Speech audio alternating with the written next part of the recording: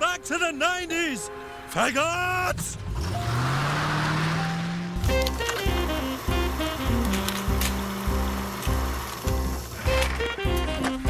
Guys, epic destruction is here in the new film Armageddon. Nope. Deep Impact. Nope. Day After Tomorrow. Nope. No, Geostorm. That's the one. Geostorm. Geostorm, guys, is directed by Dean Devlin. And Dean Devlin is a guy that was working with Ronald Emmerich. And Ronald Emmerich is a director known for all those big destruction action movies like Boom. 2012, Independence Day, Day After Tomorrow, all that kind of stuff. So he produced a lot of those movies. And so this is his first directorial effort. And he decided to do Geostorm, a film that is totally stuck in the 90s. Geostorm stars Gerard Butler, and he plays the smartest scientist on the planet, which is totally unbelievable because he has this like rugged man aesthetic of like, I like science and I like rockets. And then he doesn't talk about anything sciencey until he gets up into space. He's like, oh, look at this chemicals and the equipment. And I'm just like, I don't believe it. I don't buy it. He's reading dialogue because it's a science. Yeah. And so he's built this the space station and this technology to stop erratic weather from happening on the Earth. So the Earth at this point, I think it's in 2020 or 2019 or some current day kind of stuff. Erratic weather is just like causing a lot of destruction and mayhem. So they've devised this thing to like control the weather, to keep it calm, stop hurricanes and blizzards and all that kind of stuff from happening. And so what happens is this system goes awry and deaths are happening. And so Gerard Butler's character has been sent back up into space to try and solve this problem and uncovers a mystery and just like politics and dark secrets and it's just, it's all there. It's shenanigans. It's all shenanigans. It is disaster shenanigans. Let's get into the first things that are positives. Okay. CGI in space.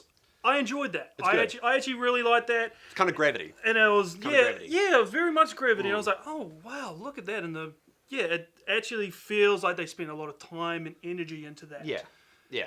And it did. The CG and like the space stuff looked great. I feel like it was like $120 million movie, so it wasn't cheap. Yeah. They dropped a lot of their money clearly on the VFX, and the space stuff looked good. Like it was from Earth, it's very much cuts between Earth and space, Earth and space. Space stuff looked good.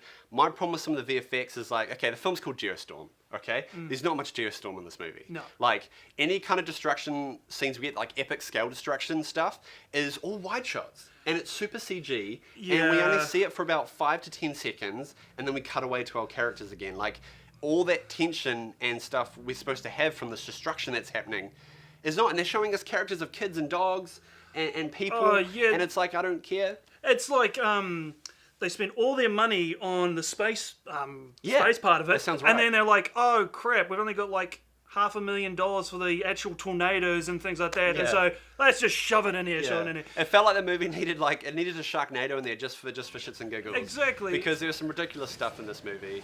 Yeah, it is. And like me, I love disaster movies. Twister was one of the first movies I saw in the cinema. I love Twister. Volcano, Dante's Peak, and all that jazz. And even like Armageddon, dude. I have a soft spot for Armageddon. Exactly. I it's like sometimes, you just want to see the human race and a lot of buildings get destroyed and just blow shit up. Yes. However, Geostorm is just dumb. Yeah, so It dumb. is terrible. It is. And like, don't get me wrong, I'm actually one of the rare people, don't hate me, I'm one of the rare people that actually like 2012. I don't mind 2012. Like, it was really exciting. I mean, we got to see Woody Harrelson as a hippie. Exactly. And we got to see John Cusack running away from stuff, and he ends up on a boat at the end. It's amazing. It's good storytelling. It's fun. It's fun. 2012 is fun, and I think with Geostorm, that's a problem. It's not fun. It takes itself way too seriously. Like, we're gonna shoot bullets into storms, and it just science. Because why not?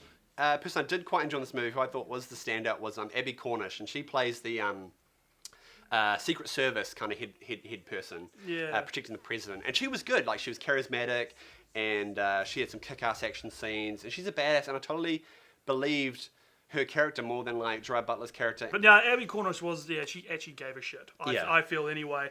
Yeah. Where like I think Gerard Butler's, protagonist is pretty much any disaster movie protagonist you've ever seen. Oh, he's the rogue person that does what he wants. He has a kid that doesn't think he's a good father. He's divorced. Of course he's goddamn divorced. Yeah. Like, it's a movie, it's this film that's stuck in the 90s that you've seen in every other disaster movie ever. You've got to give us something a little bit different. And like I said, in something like 2012, which I know a lot of people don't like, at least, Woody Harrelson, you get away with his comedic side. It's like, he's a little bit cheesy. He's a hippie dude. He's goofball, yeah. So,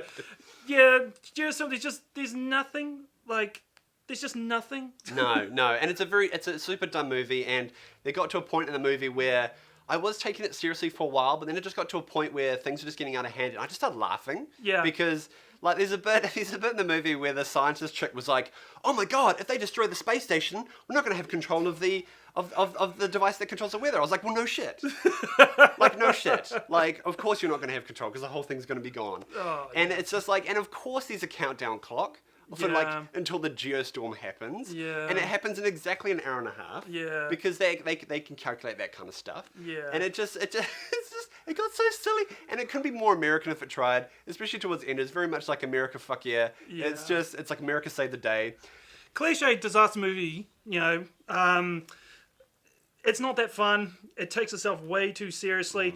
I think the only thing you can get out of this is that if you go in there like loving film, or you're a filmmaker or doing stuff like that, you can go in there and just laugh at how freaking terrible it is. You have to be a filmmaker to laugh at it. Yeah, it really is.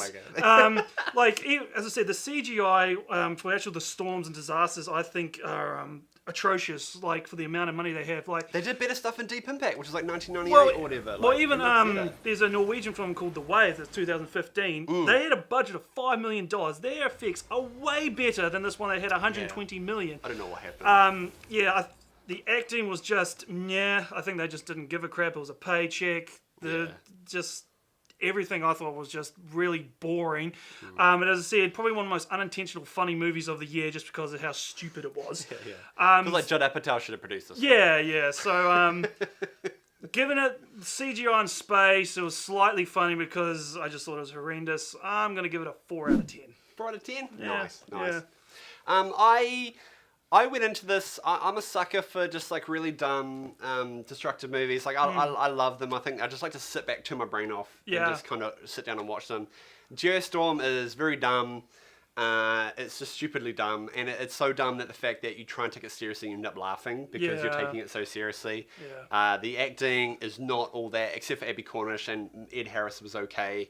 But just some of the atrocious line delivery and dialogue in this movie is just so hammed in and just so expositional heavy. And unfortunately, that's what the voice over the top and tail just really like nail in, is the super exposition stuff. It was a tough one to review because I did sit there and laugh, and like a lot of movies, like for example Baywatch, I didn't like it all. I don't really laugh that much. I didn't find it that funny. But I still had a funner time in this movie than I did with Baywatch. Like, it made me laugh more than Baywatch. When Baywatch was actually unintentionally funny.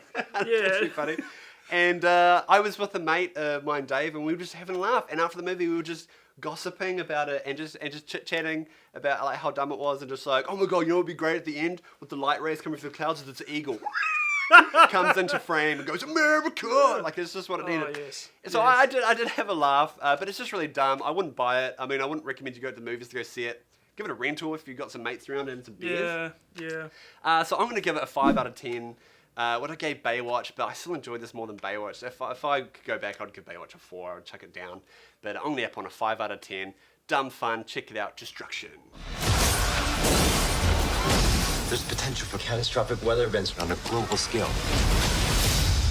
A geostorm. Guys, thank you so much for watching, and I got completely worked up about Gerard Butler's scientific knowledge. I forgot to introduce my good friend Brendon here, who's his first time reviewing a movie with us. So please welcome Brendon. Brendon, thank you very much for being here. I appreciate being here, and I understand it. Gerard Butler's and all of his amazing scientific man thing would be confusing, and it'd just get all mind boggled. And thank you, appreciate it. Thank you so much for watching, guys. Please check out our channel and our top 5 reviews. Let us know. Like, I doubt you've probably seen Geostorm, but anyone that has, please let us know. And do you think King Leonidas should have made an appearance in this movie? I feel like there should have been an appearance at the end. But yeah, thank you so much for watching, guys, and we'll see you on the next one.